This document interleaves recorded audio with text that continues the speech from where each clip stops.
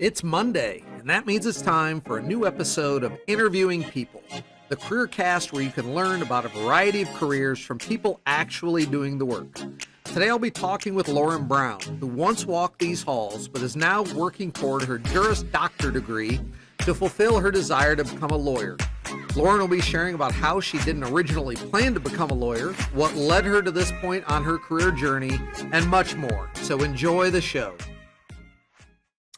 Welcome back to the Interviewing People Careercast, and today we have 2016 Van Buren graduate Lauren Brown with us, and she is a graduate of Ohio State, and she's currently just finishing her second year as a law student at Capital University.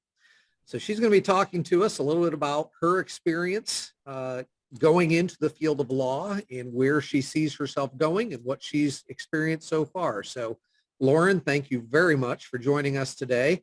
And I'd like you to start by just giving us a sense of where you were when you were leaving Van Buren, finishing high school. Did you think you would eventually go to law school? Were you not sure that would happen? What were you thinking at that time? I actually wanted to be a pharmacist. I did my whole sophomore year career investigation, I guess, on being a pharmacist. And that's what I did. I pursued STEM classes, so like chemistry, bio, all of those things for my first 2 years at Ohio State. And then me and some of those classes did not mix very well. So I decided to look into other things. And thankfully, another VB grad, Drew Ashcraft, who is quite a bit older than I am, was currently in law school at Ohio Northern. And since I had showed interest, he allowed me to sit in on a few classes with him. And I just was engrossed with how things were taught and just law school in general, and then the idea of being a lawyer. So then I started studying for the LSAT and changed my major and was still able to graduate on time, thank goodness. But yeah, that's kind of how it happened. All right, very interesting. So when you were a sophomore and shadowed a pharmacist and all of that, you thought, hey, this is a route I would like to pursue. Yeah, it was actually very difficult because I am kind of a horse blinders person. So giving up what I had envisioned myself doing was really difficult. But once I kind of came to terms with that I could still do something else that I thought would be good for me or a good fit, that wasn't just what I had envisioned sophomore year of high school or even my senior year. Right. So that was super big, but also Drew was really encouraging and figuring it out and able to explain to me how that meant. So how did you get connected with Drew to visit and see some of his classes and so forth? My senior year, he was in between going to Alabama and then going to law school. He had a semester where he was studying and stuff. So he spent a lot of time as a sub at Van Buren. Okay. So stuff. So I got to talk to him a little bit then, but then just keeping in touch in the future. He still has helped me even while in law school. Good. So your experience at Ohio State, you said you started out in pharmacy and it ended up with a degree in political science and government. And you said that you were still able to graduate on time and so forth. What was it that you found that you loved about political science and government? And did Drew direct you toward that major or those majors to get ready for law school? Or were there other routes you could have taken to end up in law school? I just thought it was interesting. It also allowed me to be able to expand my knowledge on something like that. A lot of people that go to law school end up in political science degrees, a lot of English and that history and that as well. But it also just was in the same colleges at Ohio State that I was already in. So it allowed me to count a lot of the general education classes I had already taken. So it was kind of a little bit out of convenience, but also just a lot of the theory classes I really liked. So yeah. Tell us a little bit about the LSAT. What is that? How did you prepare? How difficult was it to prepare? How difficult was the test? Personally, I'm not a big fan of standardized testing, which is funny since I have to take another one for this. But I took a course that Drew, again, recommended that I take to help prep for it. But there's 4 sections of it. So it's similar to the ACT in that like the different sections like mean different things. And but it was difficult, but it was just because I wanted a really good score, so I was like working towards that. Right. But yeah. Does that score, did it impact what schools you could attend for law school, or was that not really that much of an impact on the school options?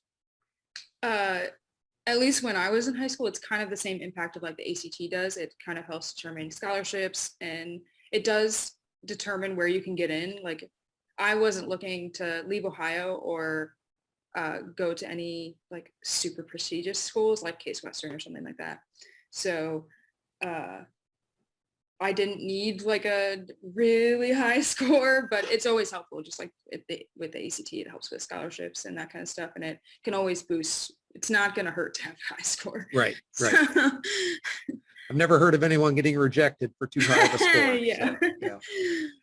You have also been working as a law clerk for the Franklin County Prosecutor's Office. Is that something, well, I'd love to know, how did you end up with that opportunity?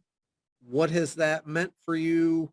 How has that led you to grow as a law student? Well, my first year in law school, in that spring semester, one of my friends was applying to it, and I hadn't thought about criminal. My mom is a paralegal and worked in criminal like a little bit, and so I knew a little bit about it, but not. That was in Findlay, so I was a much different scale than Columbus. But yeah, I just applied, and then once I started, now I want to be a prosecutor. So I really liked it. Well, still like it, I guess. But I've been working there for over a year. Franklin County has almost 100 prosecutors total across like all divisions. So I work in the felony unit, which is as it sounds if you're charged with a felony. But yeah, so it's helped me just learn more about the criminal justice system, and also like how the communities work, as in like we deal with the public defenders a lot. I watched Ian Rafferty's interview because it was interesting to like hear what a non-law like student, what their job could be in the criminal justice system besides literally like being a front desk person or something. Right. So it was interesting to see that does exist other places, like that isn't a law student.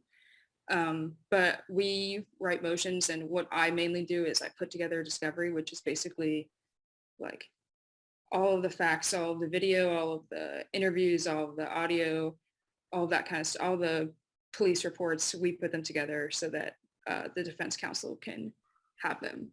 So it's been very cool. You're pretty essential. Yeah, a little bit. Now, I love the fact that you're saying, man, I'd love to be a prosecutor someday. What are some other potential career options for someone who goes to law school? Obviously, you could be a lawyer, but I know there's a lot of different types of lawyers, and there's probably a lot of other career fields that would require a law degree. Can you talk a little bit about what some of those other options might be? There are also like political options. If you think of like lobbyists, a lot of those like political advocates and stuff are lawyers because they write laws. So like knowing how those words are effective is really important, and it makes their job, them able to do their job. Mm-hmm. And also just a lot of business people get law degrees because just being aware of the law and having that knowledge is very valuable. There's someone in my class that her children are like heavily disabled, so she wants to know more about the law and how like she can help and more advocate for them. And there are other people that like are really involved in the foster care system, so being able to be a guardian or of those sorts, but like also know the legal implications is very important to them. So it's a very big task to take on for a lot of those passion projects, I guess you could say. But yeah, there's a lot of options. I think it's also just sometimes the prestige of having a JD is like just applicable or like wanted by some people. It's a lot of work.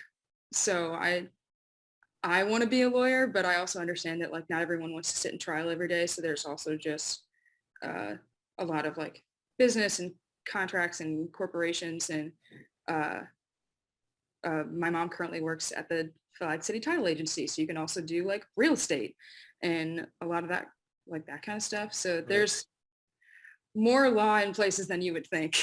Right. Right. So, I'm sure. I'm sure.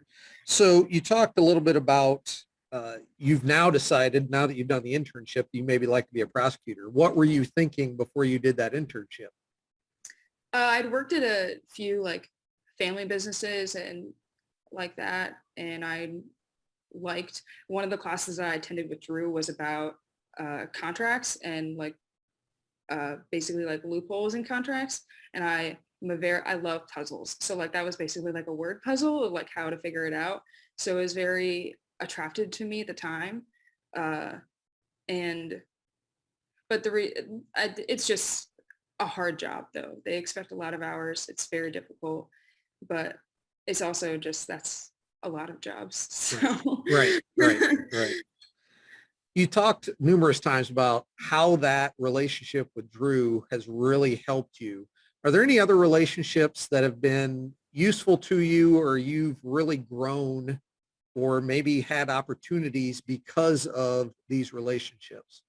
in law school, once you're talking with anyone that is a lawyer, they understand what you're going through. There's basically no conversation that needs to be had that like during finals, like right now, no prosecutors are going to come to me and be like, you should be less stressed and like you need to do more. Like there's always kind of that understanding of like what you're going through and uh, the relationships with like my coworkers and stuff is really, I don't know, it's difficult because we're all going through something really difficult, but that's kind of like the bonding of it. Right. uh, I would say no one particular person sticks out just because we work under a lot of prosecutors, so I don't get to have like a super personal relationship with a lot of them. But I know that there are few that would not help in any way. So Yeah. So that with having to work with a bunch of different prosecutors, I'm assuming you've figured out that you have to be really flexible.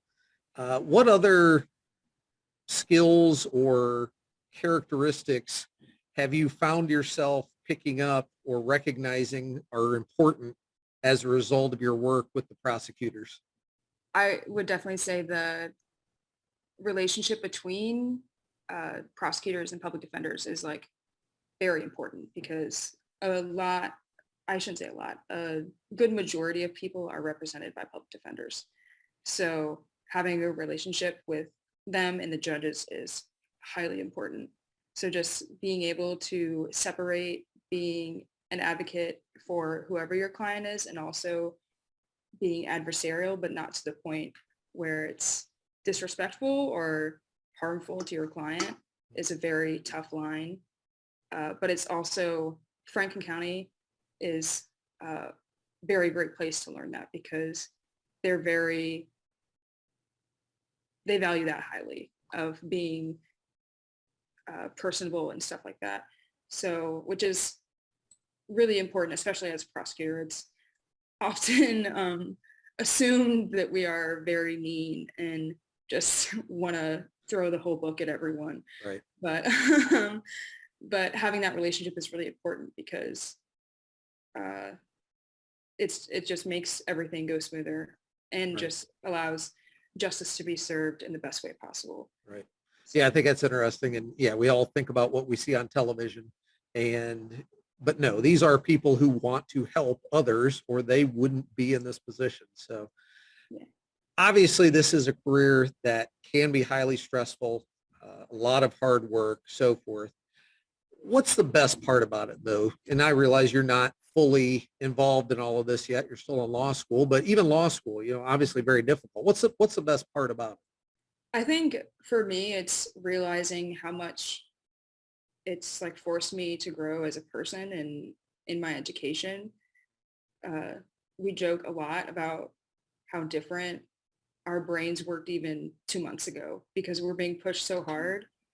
You're constantly just changing and evolving, and it's really hard in the moment because you don't realize how much you've changed, but like looking back, it's astonishing how much has changed just in how I think and that kind of thing. But it's also rewarding in the way of, um, I mean, in my job, we get to advocate for victims and we get to see some kind of justice in hopefully not whatever way we can, but in the best way that we can. So being able to see that through is really powerful. And also just, we have a lot of control over what happens to people in their lives. And it's a very big responsibility. So being able to serve justice while also not giving another person disjustice is like, I like the balance of it, I guess. Right.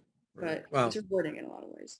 That's really interesting. And again, those things that I don't think about, but I love that, I have to give justice without taking justice away from someone else. And that's really interesting. Thinking about things that are interesting, what would you say is the most interesting experience you've had in your time, whether it's in law school, whether it's working with the prosecutor's office? What's been most interesting for you? Learning how the law and how it's written affects people, because that's basically what we learn in law school is like the English of it and what the words that are used mean something. So learning how words and even small words can change everything is interesting in that way because uh, it helps understand like a lot of stuff, but it's also just, I don't know, it's very powerful to learn that it's just words, but it's also not just words. It means a lot. So I'm a very big history person. I like history a lot. So learning, that's a lot of what we learn as well is like what has happened in the past. What have we done in the past? What have we ruled in the past? And learning why and that kind of thing. It's kind of just a never ending mystery of what's going to happen because at the end of the day, whatever's in the courtroom it doesn't have to rely on whatever we've done in the past. They can decide today what we want to do. So it's really powerful, but it's really difficult because determining what words are important is very hard. And you think about what's happening in those courtrooms. I mean, you are creating history every day. And, like you said, it might change in the future, but for the time being, that is the decision and how that impacts people and so forth. So really interesting. If there was something that you think someone considering a career in law should absolutely know before they head down that path, what is that? Having the mindset that you can do that. There's a lot of pressure involved and a lot of people get into, myself included, it's a very big mental game a lot of the times. So just pushing forward if you really feel that's what you should do. I mean, me personally, with changing my major, that was a large decision for me and really hard to make. But it's also a lesson that it's not just what you think you should do, that there are other ways. Because I wanted to be a pharmacist because I wanted to help people and it was something that I felt like fit who I was, but that wasn't the only fit. And I'm so glad that I was able to pursue this because it feels like an even better fit of me. But pursuing law school in general, I think if you take any classes in college that are law related and you find it interesting, you should at least think about it. It's a very daunting task at times, but as one of my favorite professors here says all the time, that hundreds of people become lawyers every year. So there's no reason that you can't be part of those 100. And if you're willing to put in the work, it's can be very rewarding, even though it's very difficult. I really like that, there's more than one way to help people. And, you went into pharmacy thinking that's why I want to do that, but now you found something else that fits you even better. So really interesting. So as we wrap up and you look back at yourself in high school and you look at where you are today, what is it that you wish you had known in high school that you now know? I think for me, the jump from going to Van Buren to such a big school was difficult in the sense that a lot of people had a very different education than I did. They come from all over the world. So you're competing with all those people, but it's also, there are other Van Buren grads that are doing great things in STEM majors and are able to do it. But for me, it was more accepting that whatever idea I had didn't need to come through to the end. It was okay to let go of whatever I had thought I needed to do in my life. And especially like graduating high school and you have a major set and you have whatever career you want to do, that you should definitely run towards it, but not be afraid to run in a different direction either. That you don't have to, I was definitely too horse blinders about it. And I think I stuck in my major longer than I needed to, just because I wanted to see it through so badly.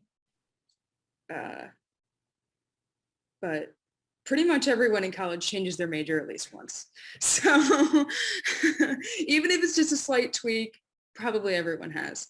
So at least for me, the acceptance part was like most of the battle of just accepting that even if I couldn't do this or couldn't see this through, that didn't mean that all the time that I spent in those classes and pursuing that and thinking I was going to do that was either a waste of time or something. It was still working towards where I am now. And I'm thankful for those classes because they allowed me to understand how gripping and how intense a class can be. And I think it prepared me for law school, especially.